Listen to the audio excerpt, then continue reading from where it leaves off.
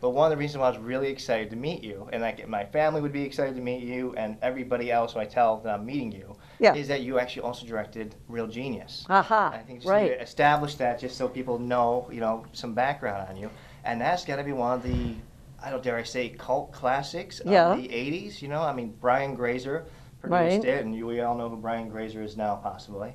And Val Kilmer's in it, and I don't think anybody else from that cast really went on to do anything else except the guy who played Laszlo. Well, actually, the guy who played Laszlo, yes. And there's a little unique piece. There's a guy in there who ended up being a major Hollywood producer, but he only has a small part. And then the girl from Valley Girl did Deborah Foreman did a little cameo, and Bill Atherton went on to be the bad guy in Ghostbusters and Right, well, he was Lethal always Weapon. the bad guy. And Die Hard? I mean Die Hard, Die not Hard. Lethal Okay, Weapon, I'm yeah. sorry. It's okay, it's all right. Yeah, no, very good, Die Hard. And also another big credit that people should know about you is that you were the first woman ever to be elected president of the Directors Guild. Right. And that was like 2003? Yeah, no, I guess it was 2003. It was, no, 2002. Was it 2002? Okay, Yeah. All right, 2002, sorry. Yeah. I've gained more respect for cinematographers of late. Yeah. Because I didn't realize how close, and I don't think the American public really realizes how closely the cinematographers work with the directors. Yeah, well, the actual first person that there's, in terms of crew, the first person who usually comes on is the casting person, because you start casting at least your leads right away, and we were casting almost from immediately after I came on the picture, so on and off for a year prior to even getting a green light.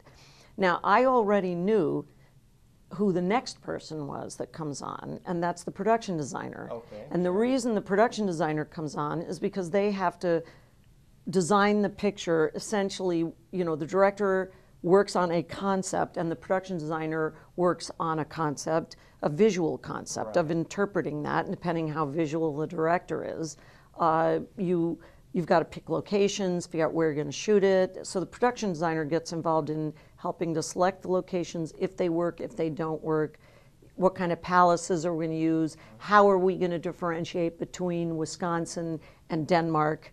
Small differences. Well, in some cases they're big, and in some cases they are small, and that's what's part of the challenge.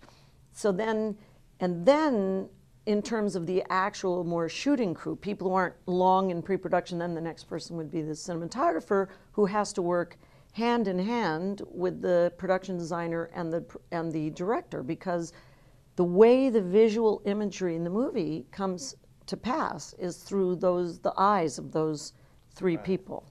Yeah, but you get all the credit.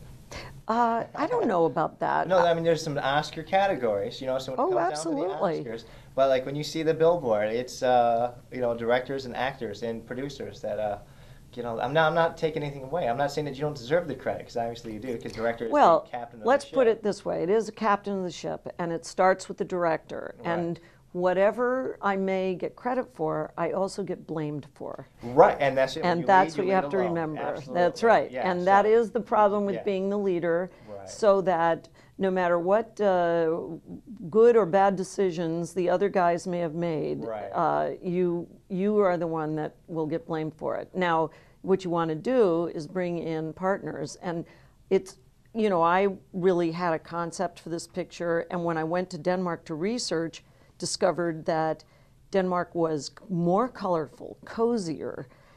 The palace rooms were golden and fuchsia and purple and pink. I mean, these were the colors. I thought it was going to be Hamlet in a gray stone castle, and it wasn't.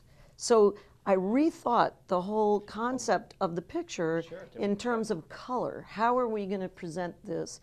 And also, when the production designer who scouted with me, who discovered this, we started talking about styles, and you know that gloomy style doesn't lend itself to romance very well. Not too well. Yeah. But the Baroque style, which is, you know, got all these kind of gold things and all the color, that and the stenciled walls, sure. that's playful. Yeah, definitely a little bit more fantasy. And then the cinematographer would come in with photographs of lighting in castles, and I wanted to make it very realistic. Very, very realistic. Well, actually, that's one of the things I did notice that your directing style, if you've never noticed, is very straightforward. You don't seem to try to overdo anything with, I don't know, tricky camera moves, or it's because like some, if I want to drop a name like Fincher, you know, very crazy. You know, I mean that's an extreme end of things. Where you seem to tell the story more instead of trying to dazzle with tricks. You know, it's very interesting because I've gotten to play a lot lately with different styles and different kinds of movies. And I love David Fincher's movies. I think he's a wonderful director. If you start messing around a lot with the picture, it frequently interferes with the comedy. Oh, sure. And you have to be very careful and it'll interfere in relationships. And in this case, I'm talking about a movie where if you're not affected by these people on a level where you identify with them, you laugh with them, you cry with them, and you feel their heat, and that means you got to look at the people looking at each other.